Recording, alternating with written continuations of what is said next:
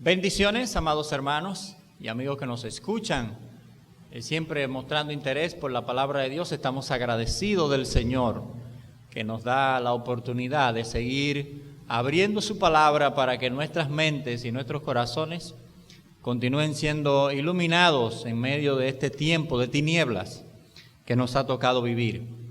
Y en esta oportunidad nosotros continuamos con nuestra consideración del Antiguo Testamento y vamos a ir al capítulo número 6, ahora del segundo libro de Samuel, para seguir estudiando esta interesantísima historia de la salvación, de la revelación de Dios a nuestras vidas y esta interesantísima historia de cómo Dios se dio a conocer y se da a conocer a través de la historia de la nación de Israel, pero también a través de la historia del mundo. Un gozo para nosotros poder abrir la palabra de Dios en este tiempo y de mucha esperanza también.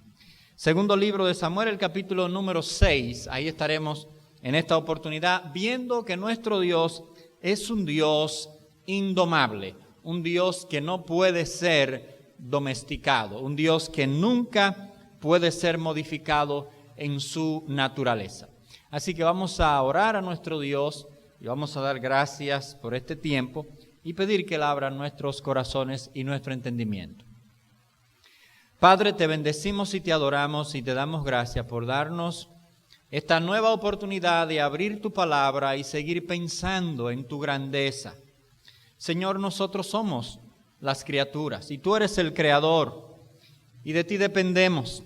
Dependemos para ser guiados en la verdad, en la luz espiritual. Y dependemos de ti, Señor, para ser sostenidos en nuestra vida física. Por tanto, oh Padre, nosotros te agradecemos el tú obrar de manera tan maravillosa a favor nuestro. Y nosotros pedimos ahora, oh Padre bueno, que tú nos sostengas con tu palabra, que nos guíe con ella, que ella sea de bienestar para nosotros. Por Jesucristo lo pedimos y por Él te damos gracias. Amén y amén.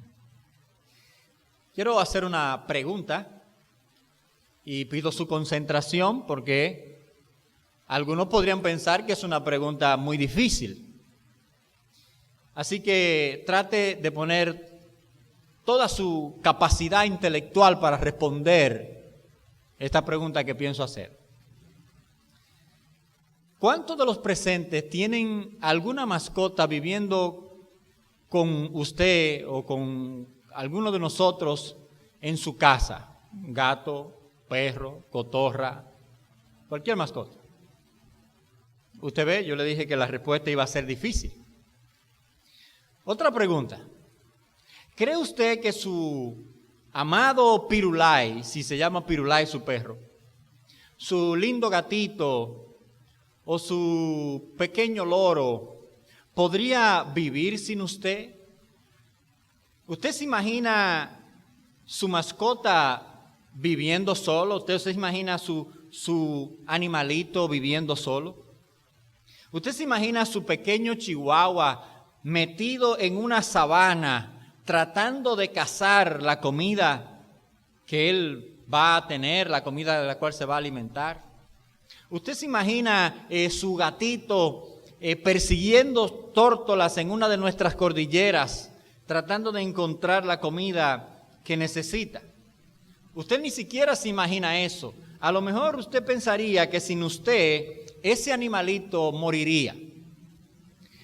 Y la razón de por qué esto es así es porque estos animales que están entre nosotros han pasado por un proceso que nosotros conocemos como el proceso de domesticación.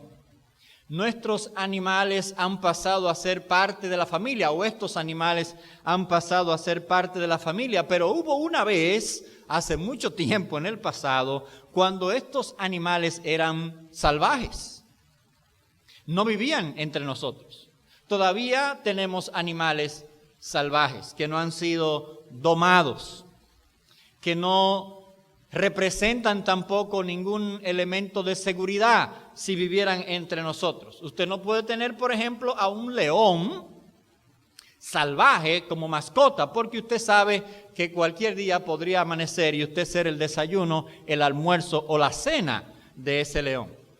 Sin embargo, hay animales que han sido domados y que han sido domesticados. Muchos de los animales que han sido domados, no todos han sido domesticados, pero de los domados que nos beneficiamos para sacar algún provecho, algún beneficio, para adaptarlo a nuestra utilidad, tenemos muchísimos, como el caballo, por ejemplo, la vaca, que nosotros sabemos que no lo usamos de mascota para vivir con nosotros en la casa, como sucede quizá con los gatos y con los perros, que sí han sido domesticados, llevado a un entrenamiento, a un sometimiento que sea correspondiente con la conducta humana. Entonces esos otros que sí están con nosotros ya los hemos llevado a un nivel de trato casi humano. Ahora, lo que hemos hecho en este proceso de la humanidad es someter esos animales a nosotros.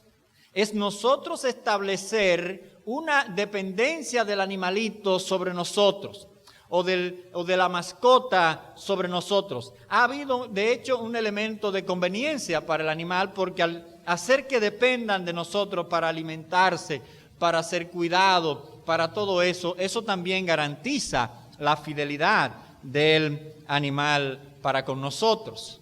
Ahora, nosotros debemos preguntarnos en esta oportunidad si el Dios al que nosotros adoramos puede ser sometido a este mismo proceso de domesticación. Si nosotros podemos hacer que Dios dependa de nosotros para sus cuidados, si nosotros podemos llevar a Dios a un nivel de relación en el que Él dependa de nosotros para poder desarrollarse, para poder expresarse. Si nosotros podríamos llegar a pensar también en algún momento que nuestro Dios puede ser utilizado para nuestros intereses, como nosotros hemos hecho con algunos de estos del mundo animal, si nosotros podemos aplicar ese mismo proceso a Dios. La respuesta a esta pregunta es un rotundo no. Nosotros no podemos domesticar a Dios. Nosotros no podemos modificar la naturaleza de Dios. Nosotros no podemos someter a Dios a nuestros intereses como individuos, ni a nuestros intereses como institución, ni a nuestros intereses como nación.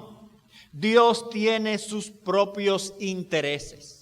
Dios tiene sus propios planes y nuestro Dios es un Dios que no puede ser modificado, que siempre actuará en conformidad a lo que Él ha anunciado en su palabra y en conformidad a la naturaleza de su carácter. Nuestro Dios no puede ser domado. Y nosotros vamos a ver en esta porción que tenemos por delante hoy esta realidad. El Dios al que nosotros adoramos es un Dios que debe de ser adorado en conformidad a su naturaleza y en conformidad a lo que Él ha revelado en las Sagradas Escrituras. Nosotros estamos en un tiempo significativo como nación, en un tiempo importante, y esta porción es una porción que ha de recordarnos cuán grande es nuestro Dios, cuán soberano es nuestro Dios, cuán digno de gloria es nuestro Dios, y que nuestro Dios está por encima de los poderes políticos, de los poderes sociales, que nuestro Dios está por encima de todas las cosas. Y que lo más importante para nosotros es concentrarnos en la adoración de ese Dios, tal y como Él se expresa en las Sagradas Escrituras. Vamos a acercarnos a esta porción y lo primero que nosotros vamos a ver es cómo este Dios maravilloso, extraordinario, santo, misericordioso que nosotros adoramos no puede ser sometido ni puede renunciar a lo que Él ha establecido para su adoración. No importa cuántas decoraciones usted y yo podamos poner a lo que le estamos presentando, nuestro Dios no va a cambiar su manera de pensar por más que usted y yo intentemos poner atractivas las cosas. En este capítulo número 6 nosotros tenemos el traslado del arca de Dios del arca del testimonio, del lugar donde se encontraba en la casa de Obed-Edom, hacia la ciudad de David, hacia Jerusalén, hacia Sión, que se ha convertido en la capital ahora del nuevo reino, del reino de David. Han pasado mucho tiempo con el arca descuidada, Saúl no le puso atención al arca y David entiende que no puede reinar ahora sin la presencia, sin el símbolo de la presencia de Dios en la capital del reino. Ahí va a estar el lugar de culto, ahí va a estar el dominio político, ahí va a estar el dominio militar, y era vital para David mover el arca de Dios hacia lo que iba a ser la capital ahora mismo, o en ese tiempo, del reino que David había sido establecido como cabeza por nuestro mismo Dios. Entonces él entiende que Dios, la presencia de Dios, el símbolo de la presencia de Dios en medio de la nación tiene que estar con él. Y David se propone mover el arca. Ahora, en los versículos número 1 hasta el versículo número 11, nosotros tenemos ese acontecimiento, este primer intento para mover el arca de Dios, de donde estaba hacia la capital, una procesión. Y nosotros leemos lo siguiente, mire cómo comienzan estos versículos. David volvió a reunir a todos los seguidores de Israel, a todos los escogidos, de Israel, 30,000. Y se levantó David y partió de Baala de Judá con todo el pueblo que tenía consigo para hacer pasar de allí el arca de Dios, sobre la cual era invocado el nombre de Jehová de los ejércitos, que mora entre los querubines. Pusieron el arca de Dios sobre una carreta nueva, sobre un carro nuevo, y lo llevaron de la casa de Abinadab, que está en el collado, y Usa y Ahío, hijos de Abinadab, guiaban el carro nuevo. Y cuando llegaron de la casa de Abinadab, que estaba en el collado con el arca de Dios, Ahío iba delante del arca, y David y toda la casa de Israel delante de Jehová danzaban con toda clase de instrumento de madera de haya, con arpas, salterios, panderos, flautas y címbalos. Imagínese usted en esa procesión. Ahí tenemos una escena impresionante. Nosotros tenemos una legítima motivación de David para llevar el arca de Dios a Jerusalén. De hecho, David expresa que él tenía tanta intención de llevar el arca de Dios a Jerusalén, que en uno de sus salmos, él dice, Salmo 132, David dice: acuérdate, oh Jehová, de David y de toda su aflicción, de cómo juró a Jehová y prometió al fuerte de Jacob: no entraré en la morada de mi casa, ni subiré sobre el lecho de mi estrado, no daré sueño a mis ojos, ni a mis párpados adormecimiento, hasta que haya lugar para Jehová, morada para el fuerte de Jacob. David está interesado en que Dios tenga un lugar para morar. David está poniendo su pensamiento con el pensamiento de Dios cuando dice en el libro de Deuteronomio que Dios iba a señalar un lugar donde le iba a establecer su nombre, donde iba a poner su nombre. David está conectando con esa idea y David dice: hasta que yo no tenga ese lugar, hasta que no encuentre ese lugar, hasta que no estemos ante ese lugar, yo no voy a entrar en mi propia casa, no daré sueño a mis ojos. Así que esto que está aquí es parte de ese entusiasmo, de esa motivación, de ese ánimo, de ese deseo de David, un hombre conforme al corazón de Dios, que pensaba en lo que Dios pensaba, que miraba hacia donde Dios miraba. Y aquí está expresando David ese deseo, ese celo por llevar el arca de Dios a donde él entendía iba a estar el lugar donde Dios iba a morar. Ahora, también aquí nosotros notamos que este evento de la procesión, de este movimiento del arca, era un evento realmente impresionante, algo en lo cual Dios iba a ser honrado, y era un evento llamativo. Note que dice el versículo número 1 que David reunió a los escogidos de Israel, 30,000 hombres. Imagínense este desfile, 30,000 hombres. Dice el texto también que se buscó lo mejor. Buscaron una carreta, un carro nuevo para mover el arca, para llevar el arca. Todo esto es digno de Dios. Todo esto es digno del tamaño de la persona a quien estábamos dedicando esa actividad. Imagínense ustedes una actividad cristiana donde hay 30,000 personas, solamente el desfile. Eso es sin contar el pueblo, sin contar los curiosos y el resto. Solo el desfile formal. Imagínense cuando nosotros tenemos actividades en el colegio o cualquier tipo de actividad que tiene algún carácter patriótico, solicitamos la banda de música de la Fuerza Aérea, de aquí, la Fuerza Aérea del Comando Norte, y esto le pone una vistosidad tremenda. Y estamos hablando que esta banda solamente tiene más o menos quizás unos 25, 30 integrantes, si no me falla el cálculo así al ojo por ciento. Y imagínese usted lo que es ver a 30,000 hombres desfilando detrás del arca, y la música, todo lo que había, era una actividad realmente impresionante. Si usted y yo hubiésemos estado ahí y habríamos dicho, no, pero esto aquí está la presencia de Dios de una manera extraordinaria. Mira cómo está la gente, mira cómo está el pueblo, mira cómo está el rey. Y ese carro nuevo para llevar el arca, que nos dice, así se hacen las cosas. Lo nuevo es para Dios, lo mejor es para Dios, la mejor carreta para Dios, recién hecha. Esa carreta no ha cargado nunca hierba de nadie. Nunca ha llevado ningún animalito de nadie. Ese carro es un carro nuevo para Dios. Porque las cosas para Dios tienen que ser nuevas.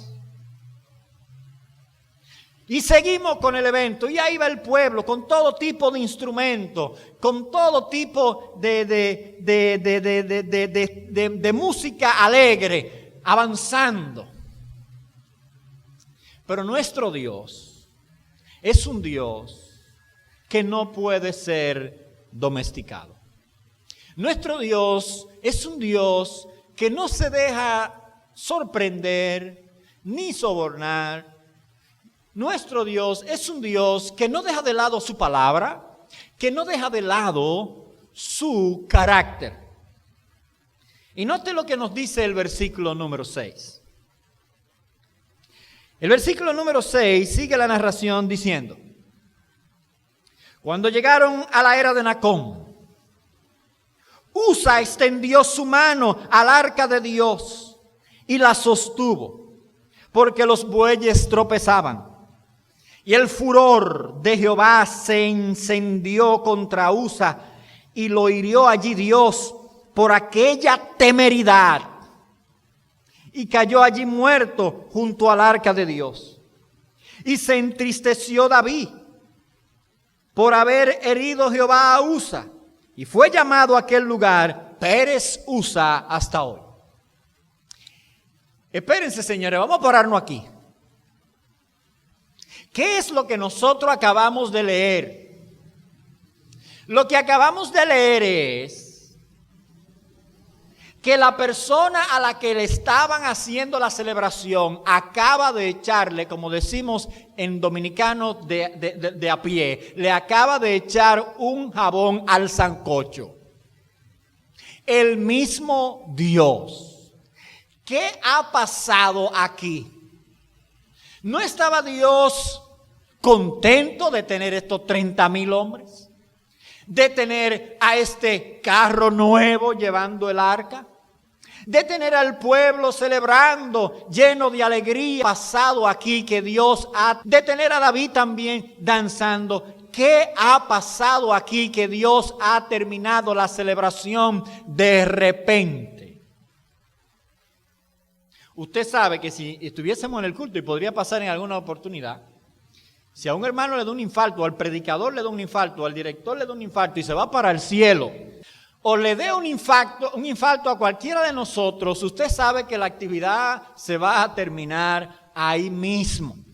Bueno, pues lo que Dios acaba de hacer aquí es frenar la actividad, la procesión, con toda la fanfarria que tenía, de una manera abrupta. Ahora, ¿qué ha pasado? Lo que ha pasado es lo siguiente. 30,000 hombres en el desfile no era lo que Dios había pedido. Eso podía estar, pero no era esencial.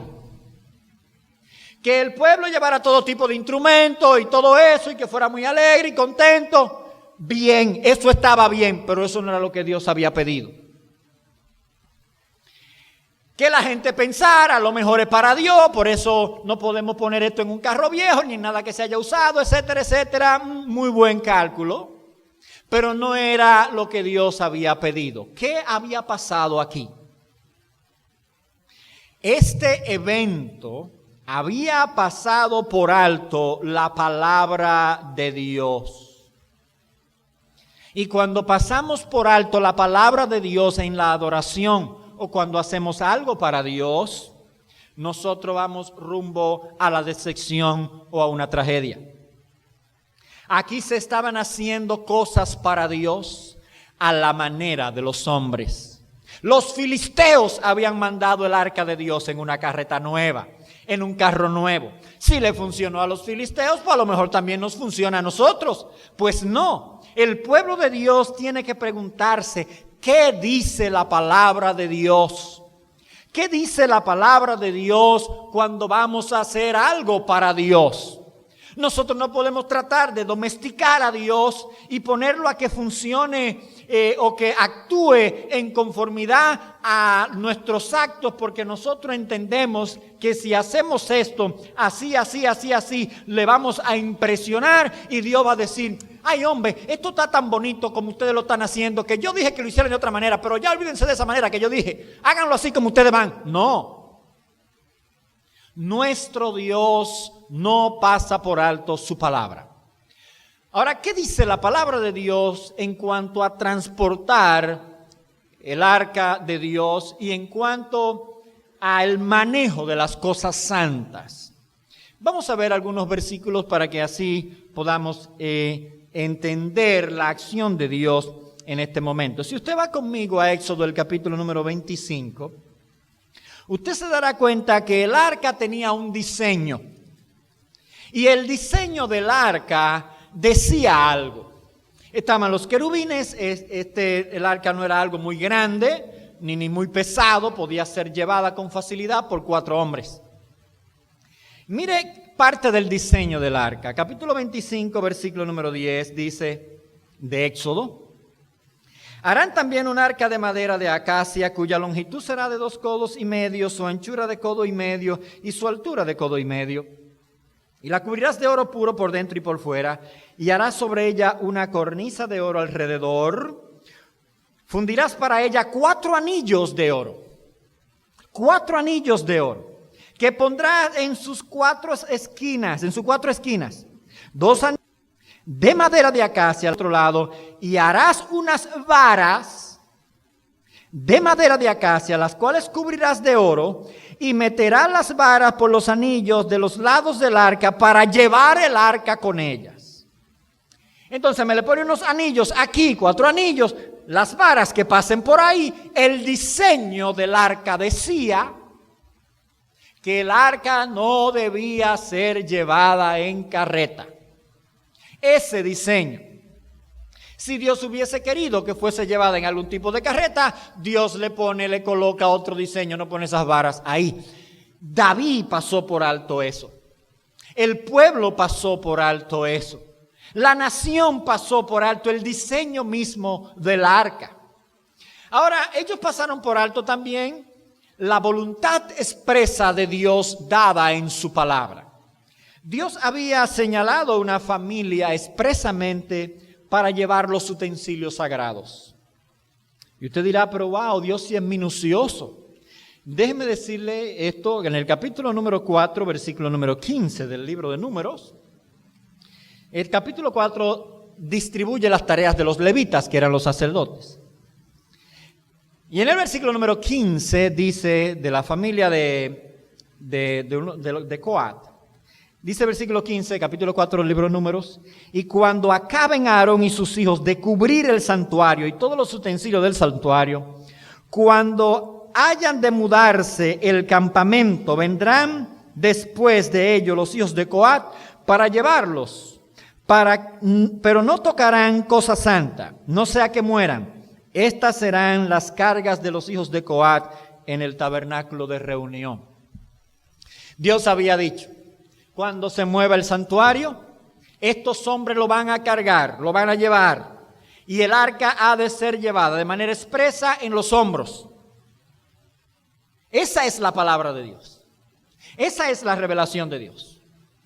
Ahora, hay un ejemplo de la historia, o hay varios ejemplos de la historia, donde las cosas se habían hecho correctamente, y David, y el pueblo, y los sacerdotes, y los líderes, y los consejeros, y todos lo pasaron por alto. En Josué capítulo número 4, nosotros encontramos cuando la nación de Israel cruza el Jordán. Un evento que no debió de olvidarse nunca para la nación. Y en ese capítulo, capítulo 3 del libro de Josué, en los versículos finales, dice el texto, versículo número 15, 16 y 17, y note el énfasis en los que llevaban el arca, dice el texto, versículo 15, Josué capítulo 3, y cuando los que llevaban el arca entraron en el Jordán, y los pies de los sacerdotes que llevaban el arca fueron mojados a la orilla del agua, porque el Jordán suele desbordarse por todas sus orillas todo el tiempo de la siega. Las aguas que venían de arriba se detuvieron como en un montón, bien lejos de la ciudad de Adán, que está al lado de Zeratán, y las que descendían al mar del Arabat y al mar Salado se acabaron y fueron divididas, y el pueblo pasó en dirección de Jericó. Mas los sacerdotes que llevaban el arca del pacto de Jehová estuvieron en seco, firmes en medio del Jordán, hasta que todo el pueblo hubo acabado de pasar el Jordán, y todo Israel pasó en seco. Los que llevaban el arca. Entonces tenemos el diseño del arca, la voluntad expresa de Dios, y el ejemplo de la historia rechazado, olvidado. Nosotros no podemos olvidarnos de lo que ha salido bien en el transcurso de la historia. Debemos imitarlo y seguirlo aplicando. No importa el tiempo que venga, no importan las dificultades que vengan, las modernidades que vengan, porque imagínese usted, póngase a pensar, quizás alguno habrá calculado y habrá dicho, señora, vamos a llevarlo en una carreta. Es más moderno, es más rápido, es más tecnológico. No fue así que Dios dijo, pero nos actualizamos.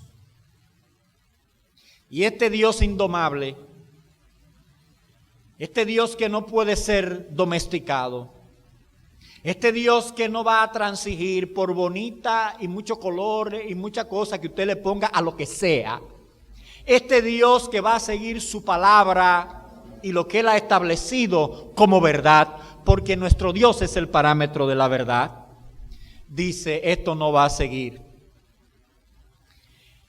Y cuando se llegó al colmo de los colmos, cuando primero llevan el arca en una carreta que no debería, y entonces él la sostiene, que tampoco debería, la ira de Dios, en vindicación de la santidad de Dios, fulminó a Usa. Ahora, esto crea una reacción tremenda porque, póngase usted a pensar lo que habrá estado en la mente de David, en la mente del pueblo. O sea, todo lo que ha habido aquí es de buena intención, es de buena fe, es para la gloria de Dios. El desfile es para la gloria de Dios. La música es para la gloria de Dios. Lo que Usa quería hacer era para la gloria de Dios, en favor de Dios. Sí, pero déjeme decirle algo. Lo que se hace para la gloria de Dios debe de hacerse en conformidad a la palabra de Dios. Y aquí estaban quebrantando la palabra de Dios por hacer cosas para la gloria de Dios.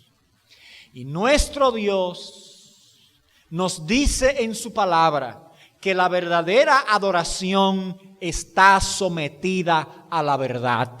Y que donde no hay verdad o práctica de la verdad, no puede haber una verdadera acción para la gloria de Dios. Ahora, ¿qué pasó? Cuando nosotros no seguimos la palabra de Dios, va a venir confusión a nuestra vida, y reacciones que muestran esa confusión. Mire cómo dice el versículo número 7. Versículo número 8 del capítulo 6, segunda de Samuel.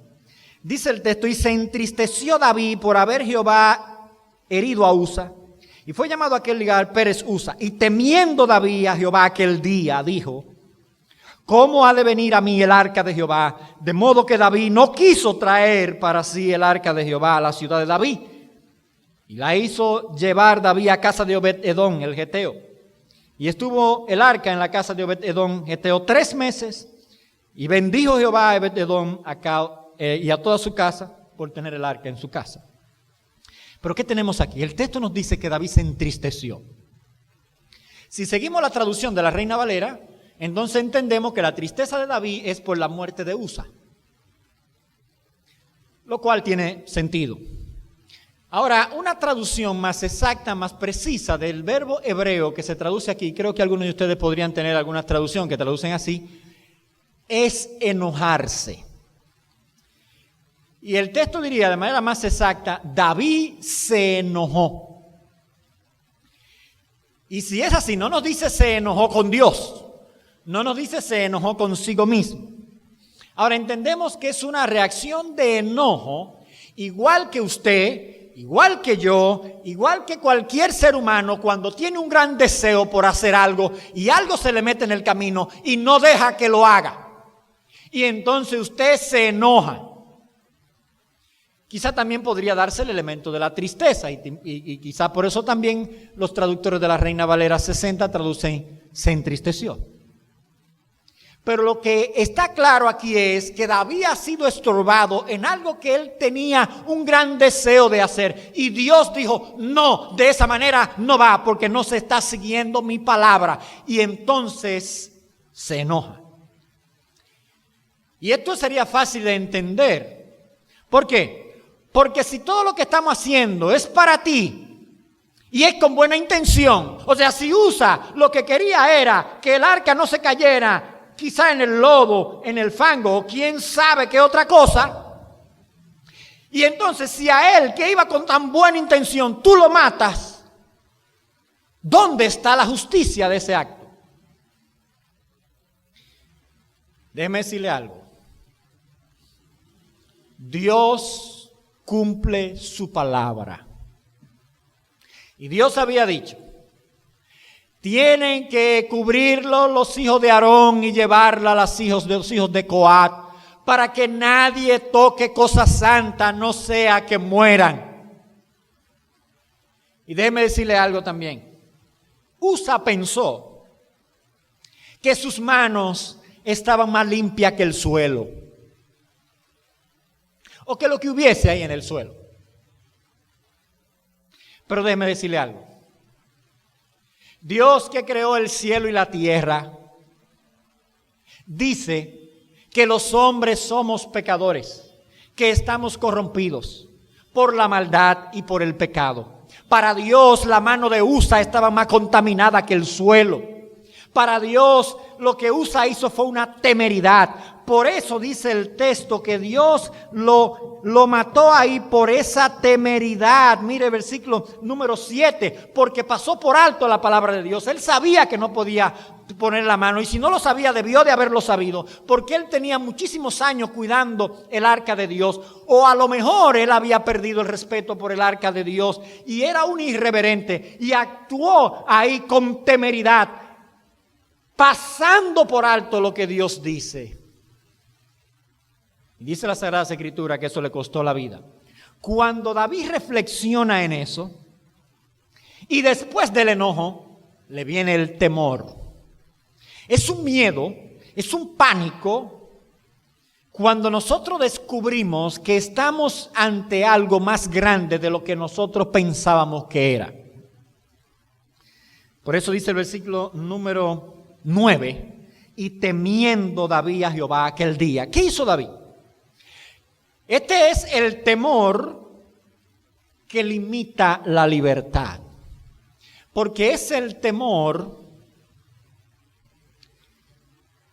por no saber cómo está nuestra situación delante de Dios.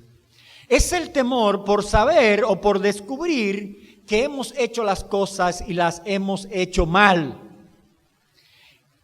Es el temor que pierde la ternura de la relación porque usted sabe que ha pasado por alto lo que Dios dice. Y David piensa en su corazón y entiende que la responsabilidad en gran medida era de él, porque este fue su proyecto.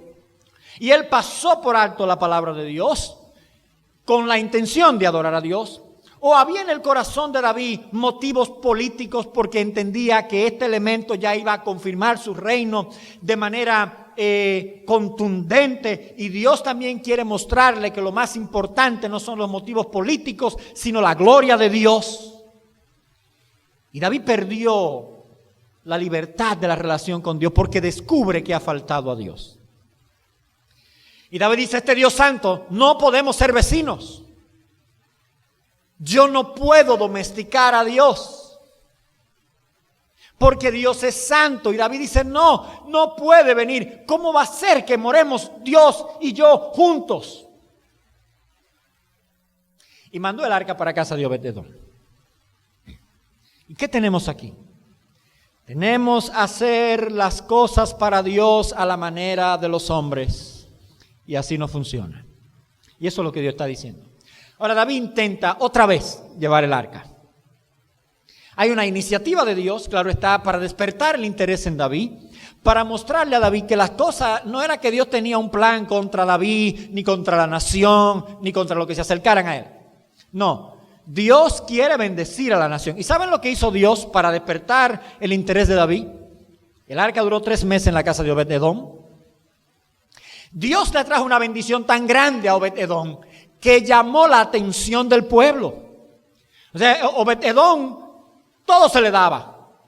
Y si una siembra se llevaba 6 meses, la de Obed-edom al mes y medio ya tenía. Era una bendición tremenda. Entonces David entiende con esto de que realmente nuestro Dios era un Dios propicio para la nación. Esta bendición fue entendida por David como la señal para retomar una vez más el proyecto de mover el arca. Ahora vamos a ver esto en los versículos que nos restan, versículo número 12 hasta el versículo número 23.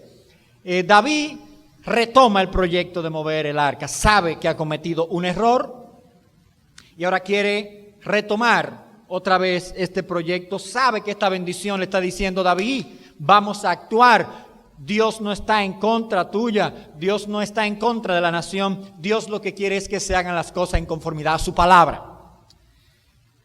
Y retomamos el proyecto otra vez. Mire versículo número 12, dice: fue dado aviso a David diciendo: Jehová ha bendecido la casa de Obed-edom y todo lo que tiene a causa del arca de Dios. Entonces David fue y llevó con alegría el arca de Dios de casa de Obed-edom a la ciudad de David. Ahora el libro de Crónicas, Primera de Crónicas, el capítulo número 15, nos dice que sucedió algo antes de eso. Dice que David fue y habló con los levitas expresamente. Capítulo número 15, Primera de Crónicas, dice el texto. Dice, capítulo 15, versículo 1. Hizo David también casas para sí en la ciudad de David, y arregló un lugar para el arca de Dios, y levantó una tienda. Entonces dijo David: el arca de Dios no debe de ser llevada sino por los levitas. Descubrió David, consultó la palabra de Dios. Dice: porque a ellos ha elegido Jehová para que lleven el arca de Jehová y le sirvan perpetuamente. Ahora note el versículo número 12, lo que dice David a los levitas. Y les dijo: vosotros que sois los principales padres de las familias de los levitas, santificaos vosotros y vuestros hermanos, y pasad del arca de Jehová, de Dios de Israel, al lugar que le ha preparado. Pues por no haberlo hecho así vosotros la primera vez, Jehová nuestro Dios nos quebrantó, por cuanto no lo buscamos según su ordenanza. David dice: llegó el momento de hacerlo, pero no lo vamos a poner testarudos. Lo vamos a hacer en conformidad a la ordenanza de Dios. Ustedes. Pero esto no se va a mover todos los días. Esto no se anda mudando todos los días. ¿Cómo mandar a los levitas? Una familia. Una cosa que se va a mover quizá quién sabe cuánto tiempo en la vida. ¿Vamos a moverlo como nos dé la gana? No. Dice David, llegó el momento de hacerlo en conformidad a la ordenanza de Dios. Dice el versículo número 15. Bueno, versículo 14 y 15 dice, del capítulo 15, primera de Crónica. Así los sacerdotes y los levitas se santificaron para traer el arca de Jehová, Dios de Israel. Y los hijos de los levitas trajeron el arca de Dios puesta sobre sus hombros, en las barras, como era el diseño, como lo había mandado Moisés, conforme a la palabra de Jehová. David se arrepiente. Y David dice, vamos a consultar la palabra de Dios. Vamos a seguir la palabra de Dios para hacer las cosas para la gloria de Dios en conformidad a la palabra de Dios, en conformidad a la verdad de Dios. Y ese elemento, ese regreso a la palabra de Dios, que era lo verdaderamente esencial, ni los 30,000, ni los instrumentos, ni nada de eso. Eso estaba bien para adorno, pero no era lo esencial. Dios no pasa por alto lo esencial. Lo esencial era su palabra, que las cosas se hicieran como Él dice. Ojalá fueran nada más los 4 que estaban llevando el arca, pero que se siguiera su palabra. Cuando regresamos al capítulo número 6, segunda de Samuel, nos damos cuenta que además de volver a la palabra de Dios, en este acto de adoración, también vino una reverencia y un gozo conectado con la conciencia de la presencia de Dios y de la santidad de Dios. Mire el versículo número 13. Mire lo que dice, con cuidado. Segunda de Samuel capítulo 6, versículo 13. Y cuando los que llevaban el arca de Dios habían dado 6 pasos, como de aquí a donde ahí, 6 pasos. Cuando los 4 hombres que llevaban el arca dieron 6 pasos, atención ahí, después de esos 6 pasos, un sacrificio. Ahora imagínense lo que eso significa y el contraste que eso establece con la primera vez que se llevó el arca o se intentó llevar el arca. Vamos en el carro nuevo, un carro nuevo con bueyes. ¿Quién iba pensando en la reverencia a Dios? No, en empujar la carreta, vamos, bueyes y punchándolo para que caminaran más rápido. Y quizás por eso rebaló también el buey o el arca, se iba a caer. Pero aquí tenemos ahora este sentido de reverencia, este sentido de la presencia de Dios. Un paso. Aquí está Dios ahora llevando las cosas como dice Dios. 1, estamos vivos. 2, seguimos vivos. 3, tú estás vivo, yo también. 4, 5, 6, un sacrificio. Gloria a Dios. Alabanzas al Señor, conciencia de la presencia de Dios, de la santidad de Dios, de que este nombre debe de ser reverenciado. Se ajustaron a la palabra de Dios y la palabra de Dios comenzó a guiarlos. Dice el texto también que estaba el gozo, la alegría. El gozo, ahora entramos en la libertad que a la palabra de Dios. La libertad que trae cuando estamos claros, convencidos de que nos hemos alineado con el pensamiento de Dios y que entonces podemos expresar esa libertad y esa obediencia a la palabra de Dios con gozo y alegría, aunque nuestro Dios es un Dios tremendo y terrible, santo, pero sabemos que en conformidad a su palabra tenemos una relación correcta con Él.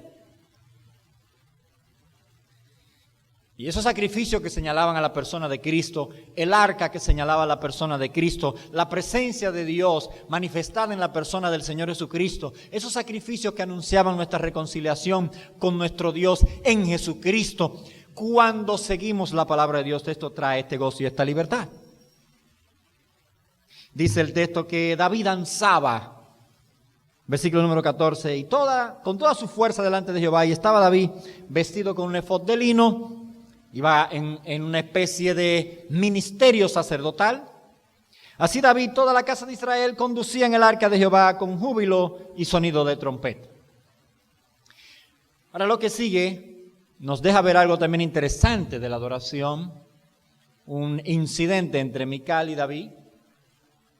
Y lo que nos deja ver es que la adoración verdadera debe de estar concentrada más en lo que está sucediendo en nuestro interior, en nuestros corazones, que en cómo se vean las cosas. No significa que las cosas exteriores no sean importantes, pero significa que lo más importante es lo que está pasando en nuestros corazones. Mire cómo sigue este texto. Dice, versículo 16, cuando el arca de Jehová llegó a la ciudad de David, aconteció que Mical, hija de Saúl, no dice esposa de David, aunque era esposa de David, pero el escritor como que quiere señalarnos que esta muchacha está actuando como actuó su papá con relación a David, oponiéndose a David. Dice, miró desde una ventana y vio al rey que saltaba y danzaba delante de Jehová. El versículo dice que ella lo menospreció en su corazón. No pensó en los motivos del rey. No pensó en la relación del rey con Dios. Pensó en el honor humano del rey, cómo has quedado, cómo te has visto delante de los demás.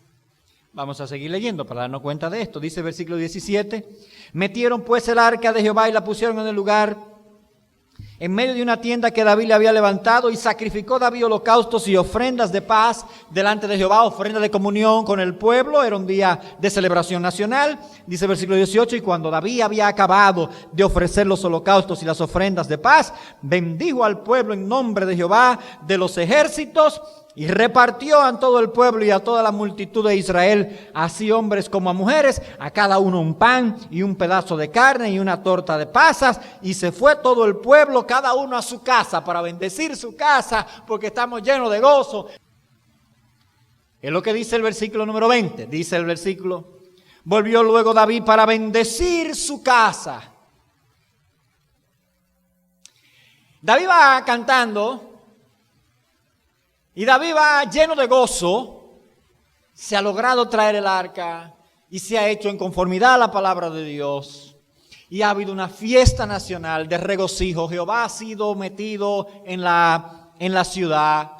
Salmos se inspiraron en eso, quién sabe, ¿verdad? Abrid vosotras puertas eternas, alzaos vosotras puertas eternas, entrará el Rey de Gloria. Ha entrado el Rey de Gloria. David, que es el rey, chiquito, pequeño, dice, no importa, yo soy como un criado ante el Rey de Gloria. ¿Quién es este Rey de Gloria? Jehová es el Rey de Gloria.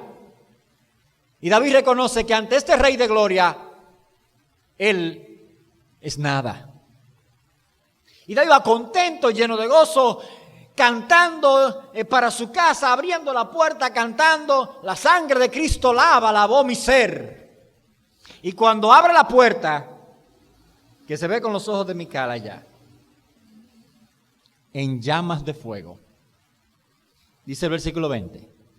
Y saliendo Mical a recibir a David, dijo, cuán honrado ha quedado hoy el rey de Israel, descubriéndose hoy delante de las criadas de sus siervos, cubre sin decoro, un cualquiera. Ella no está compartiendo el gozo. Ella no está concentrada en la adoración al Dios verdadero. Ella no ha entendido el momento, aunque es parte de este pueblo que está celebrando, ella no está celebrando. Ella está preocupada cómo se ven las cosas externamente. No ha pensado en el corazón del rey, no ha pensado en un hombre que quiere agradar a Dios, no ha pensado en unirse a la adoración. No ha pensado en compartir este gozo. No ha pensado en alabar al Rey de Gloria. No, lo que ha pensado es en criticar a los que están adorando. Por una preocupación en lo externo. En cómo debieron de haberse hecho las cosas. Tú no debiste haberte quitado tu ropa de rey.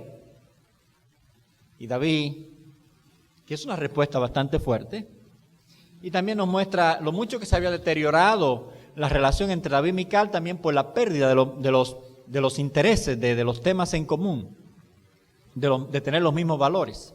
El narrador nos dice que era la hija de Saúl continuamente.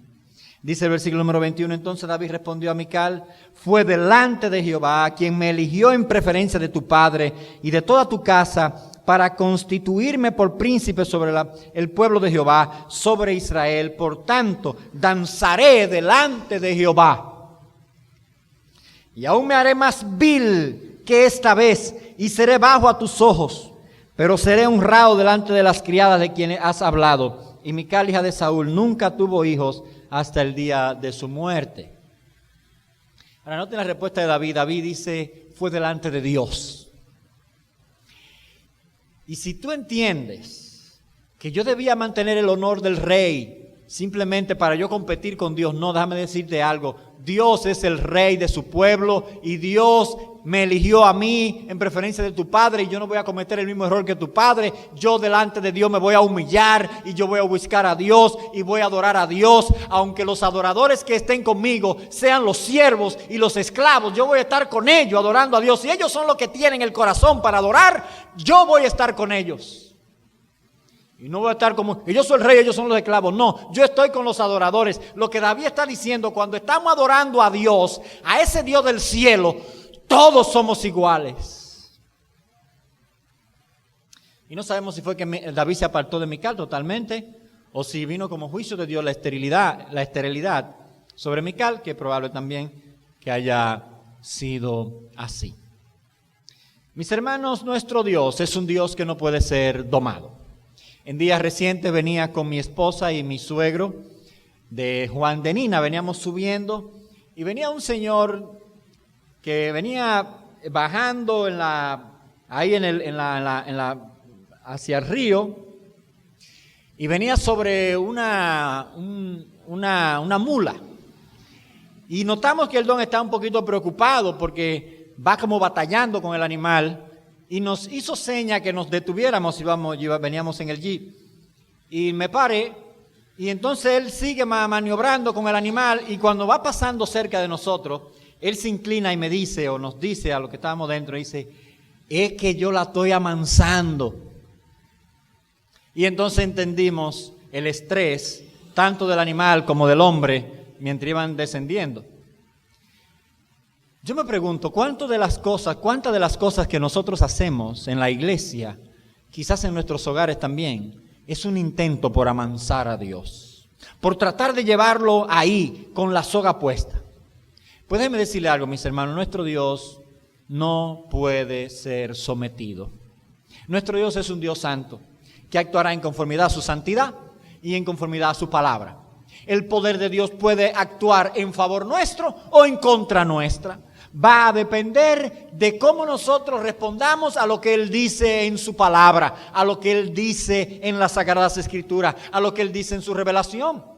Dios no está sometido ni a políticos, ni a gobiernos, ni a nada de eso, ni a quien gane en las elecciones que tenemos ya sobre nosotros. Dios está por encima de todas las cosas y no se va a someter a nada ni a nadie. Él va a manifestar su santidad y va a vindicar su palabra. ¿De quién tiene? Nuestro Dios también nos dice, si tú me vas a adorar, tiene que hacerlo con reverencia y con gozo. No podemos en nombre del gozo pasar por alto la reverencia, ni en nombre de la reverencia pasar por alto el gozo que debe de producirnos. Pero ¿de dónde nacen ambas cosas? Nacen cuando estamos conscientes de que nuestro Dios es un Dios santo. Y nace cuando estamos conscientes de que nuestro Dios es un Dios misericordioso, que ha propiciado que nosotros nos relacionemos con Él por medio de su revelación y por medio de lo que Él ha hecho. Nuestro Dios es terriblemente atractivo. Nuestro Dios es terriblemente atractivo. Nos atrae a Él para que le contemplemos, pero no deja de ser santo, no deja de ser justo, no deja de ser misericordioso, no deja de ser amoroso. Y eso ha de despertar en nosotros temor y gozo al mismo tiempo. Céntrate por lo que Dios también nos dice, cuando vengas a la adoración, concéntrate por lo que está pasando en tu corazón. El resto de las cosas no serán perfectas, ninguna. Ni el ambiente, ni el calor, si el micrófono hizo un ruidito, si la hermana no cantó bien, si el hermano no cantó bien, si el himno lo llevaban lento, lo llevaban muy rápido. Ok, bien, todo eso debe quedar bien y debe quedar lo mejor que pueda. Lo mejor que pueda. Pero Dios está mirando tu corazón. Lo que Dios está mirando es qué está pasando en tu corazón. Dios está viendo si tú te estás humillando delante de Él y si tú estás reconociendo su poder, su santidad, su gracia, su misericordia. Dios está mirando tu corazón. Padre, gracias por tu misericordia. Señor, te bendecimos. Ayúdanos a adorarte en conformidad a la verdad de tu palabra. A ser un pueblo, una iglesia que te busca en conformidad a la verdad revelada en las Escrituras. Guíanos, Señor, como pueblo tuyo en este tiempo que nos ha tocado vivir. Haznos columna y baluarte de tu verdad. En el nombre de Jesús. Amén y amén.